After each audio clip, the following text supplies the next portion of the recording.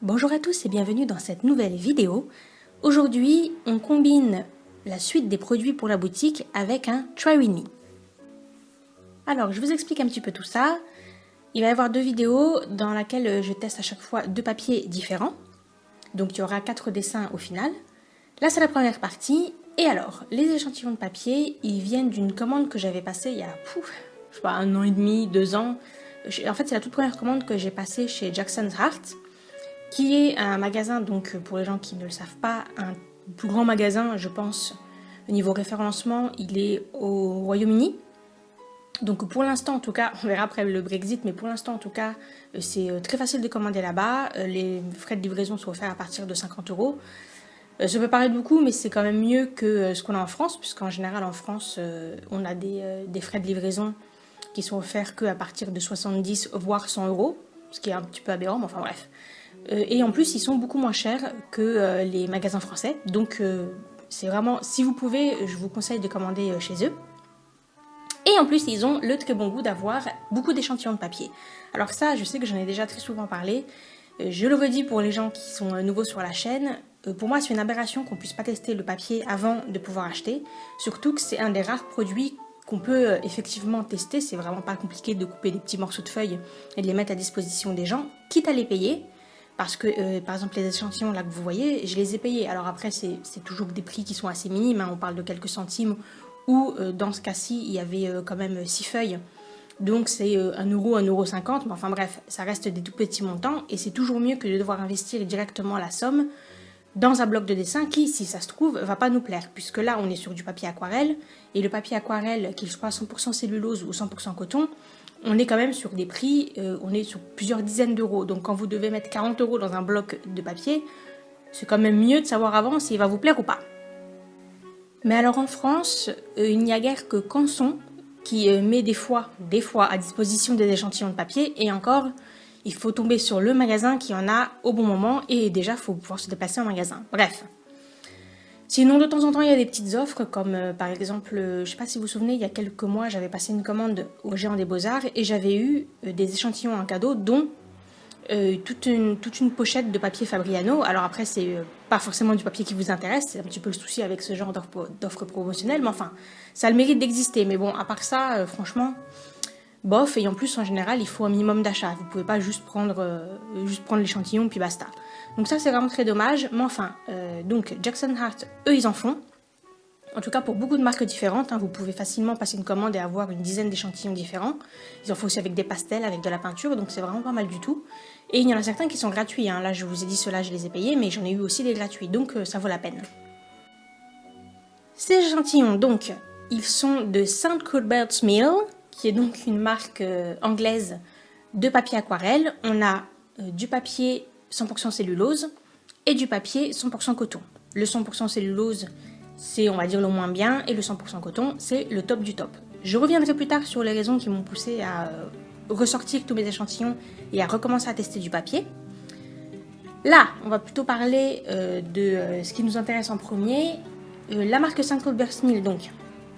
Leur gamme 100% cellulose, en fait, je la connais, puisqu'il se trouve que c'est le Bockingford. Et je crois que c'est pour ça qu'en fait, j'ai mis de côté les échantillons, parce que le papier Bockingford, très rapidement, je m'en suis servi directement en bloc.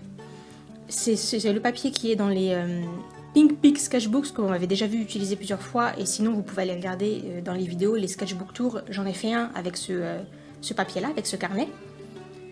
Donc je le connais bien. Récemment, j'avais acheté la version grain satiné, que vous m'avez utilisé dans les dernières vidéos, puisque c'est celui que j'ai utilisé pour les petits chibi fan art de la boutique, ceux de Zelda et ceux de Sailor Moon. C'est le fameux papier où je vous ai dit qu'en fait j'aime pas le rendu aquarelle, du coup je l'utilise plutôt pour du feutre à alcool. Bon, voilà. Mais par contre j'aime vraiment bien la version avec le grain fin. Du moins jusqu'ici je m'en contentais. Mais donc ils ont aussi une autre gamme 100% coton qui s'appelle Saunders Waterford. Et c'était plutôt celle-ci qui m'intéressait. Et vous allez voir un peu des deux, hein. J'ai utilisé aussi du Bockingford parce qu'en fait il y a 3 échantillons de Bockingford et 3 échantillons de Saunders Waterford. à chaque fois vous avez en fait les 3 grains différents. Vous savez, le grain fin, le grain satiné et le grain, ce qu'on appelle le grain torchon. Avant de blablater plus avant sur le papier en lui-même, je vais vous expliquer en quoi ces petites illustrations vont faire partie des produits de la boutique. J'ai quasiment fini de préparer tout ce qui était nécessaire pour faire la mise à jour de la boutique, donc je pense que je vais le faire le 1er novembre. Je me suis mis cette date-là, je vais donc mettre les produits que vous avez déjà vus.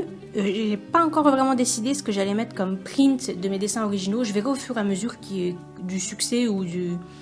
Selon que ça plaise plus ou moins, j'en rajouterai ou j'en enlèverai, je verrai bien. Mais enfin, en tout cas, ce qui aura sûr, c'est donc les nouveaux stickers et les prints de Sailor Moon. Et donc, comme je l'avais dit, je vais laisser les mystery bags.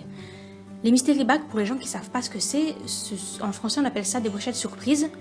Il y a beaucoup de boutiques qui en font, parce qu'en fait, c'est le moyen d'avoir à prix réduit un panel de produits.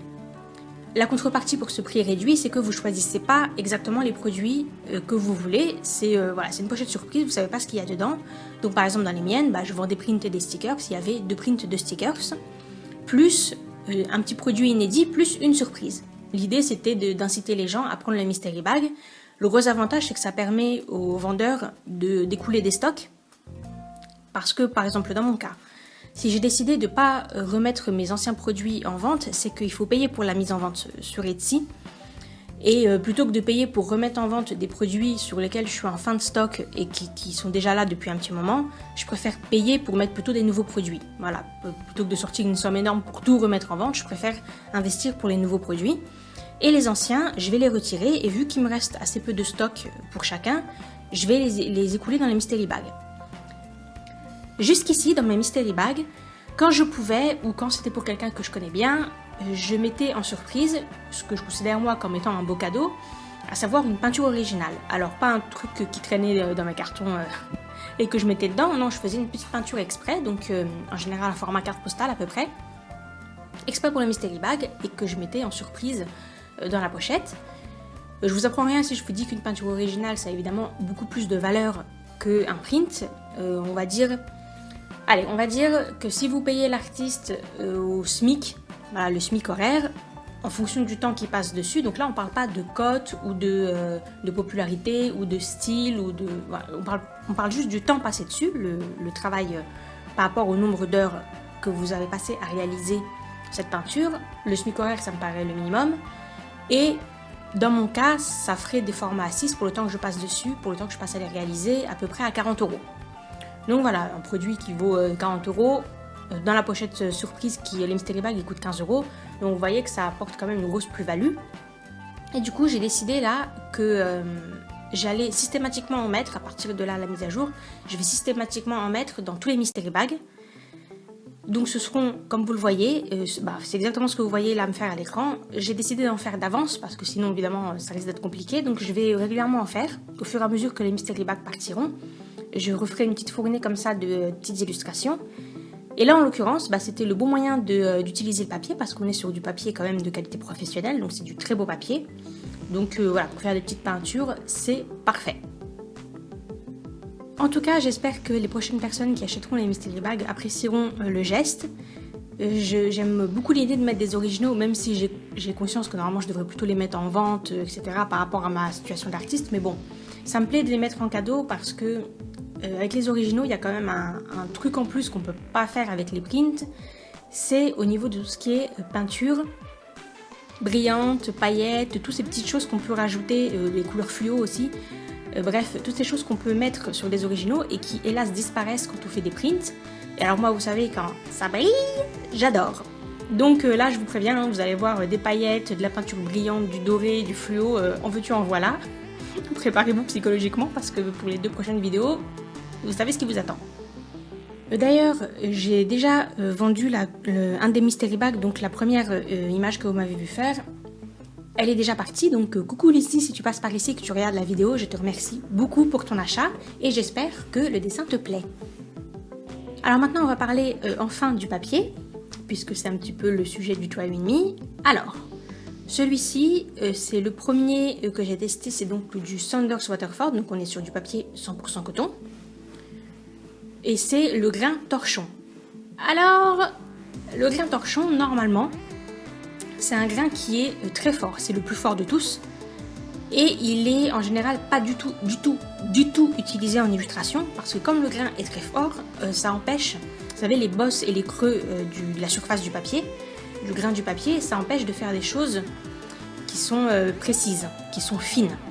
Normalement, on va plutôt sur du grain soit vraiment très fin, soit carrément sur du satiné. L'idéal, c'est le grain satiné parce que après, ça ressort, le grain ressort beaucoup moins. Bon, moi, je préfère le grain fin.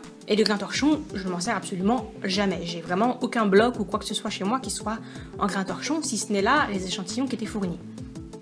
Donc, le grain torchon, normalement, on ne peut pas trop s'en servir pour l'illustration, mais là, je dois dire que pour du grain torchon, il est quand même pas si fort que ça. Il est vraiment... ça reste en fait assez proche du grain fin. Et vous voyez, ça c'est une des autres raisons pour laquelle c'est vraiment important de pouvoir tester le papier.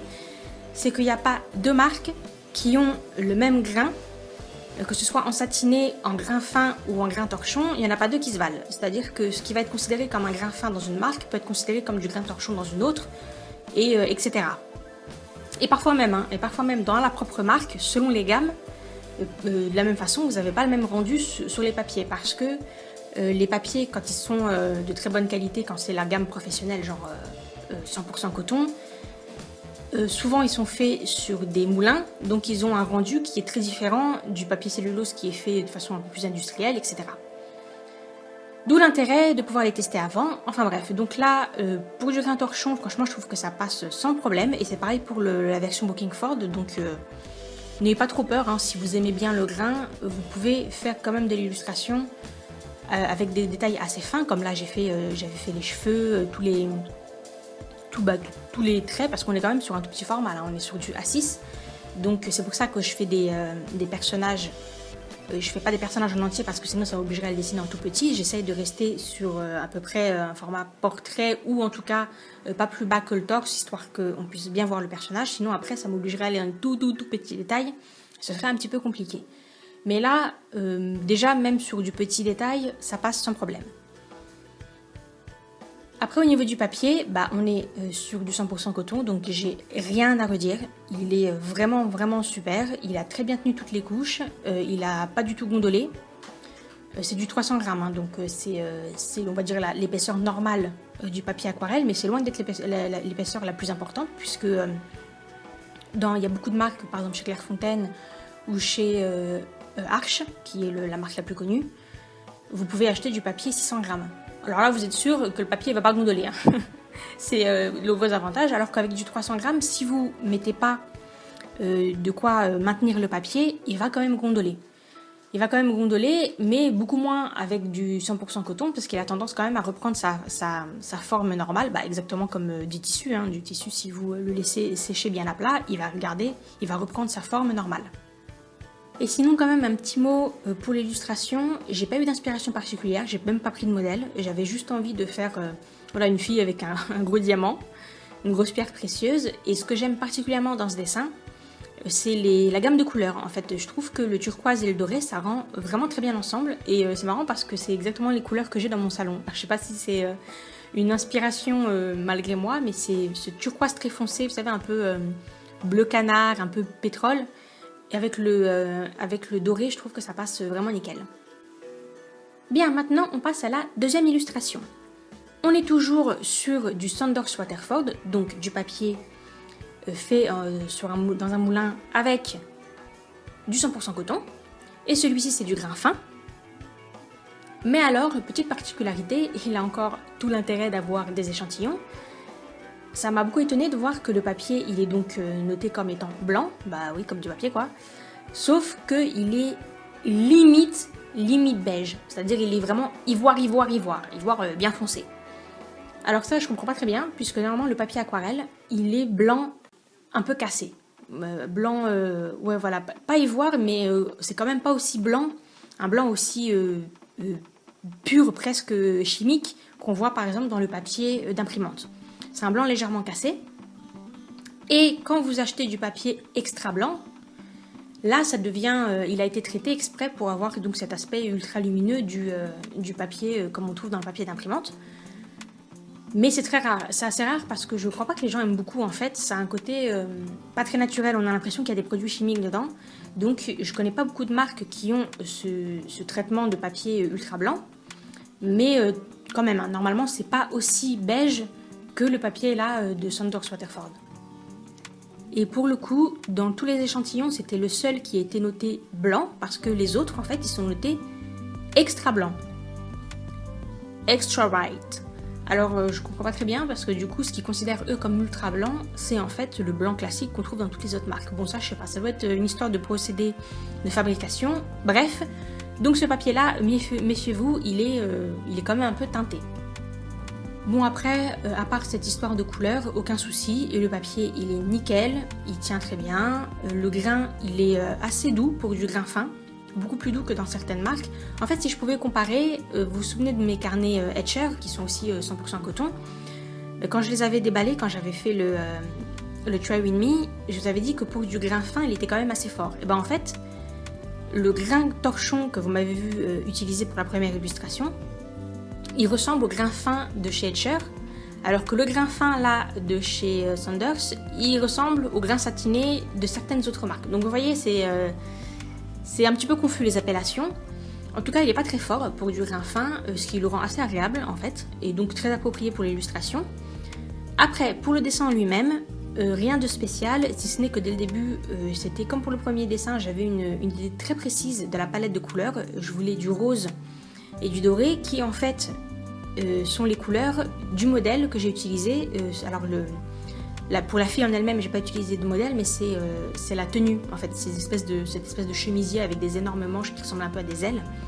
Ça vient d'une photo de mode que j'ai vue. Alors on voit pas la tête du mannequin derrière parce qu'elle est prise de dos. Je pense que c'est fait exprès pour donner cette impression d'elle. Et donc j'aimais beaucoup le modèle. Je savais que ça allait me prendre 1000 ans de faire tous les petits froufrous là, mais bon, voilà, vous le valez bien. Donc voilà, j'ai fait mon petit dessin, j'aime beaucoup donc les couleurs. Et vous allez voir à la fin, comme d'hab, j'ai mis un petit peu de peinture dorée puisque c'était vraiment ça les couleurs. En fait sur le vêtement de la fille, on voyait qu'il y avait des éclats de doré. Et du coup, voilà, ça m'a donné envie de faire du doré. Et j'ai voulu mettre un petit peu de rose avec tout ça. Et bien voilà, je pense que j'ai dit tout ce qu'il y avait à dire. Si vous avez des questions sur le papier, n'hésitez pas. Ou sur même les produits de la boutique, ou sur n'importe quoi d'autre. Vous pouvez me poser vos questions. Donc il va y avoir une suite avec 2 autres illustrations où je vais tester un Bockingford et le dernier Saunders Waterford. Donc stay tuned, on verra ça la prochaine fois. Et j'espère que les illustrations vous ont plu. Merci d'avoir regardé la vidéo et nous on se retrouve très bientôt. D'ici là, portez-vous bien. Bye!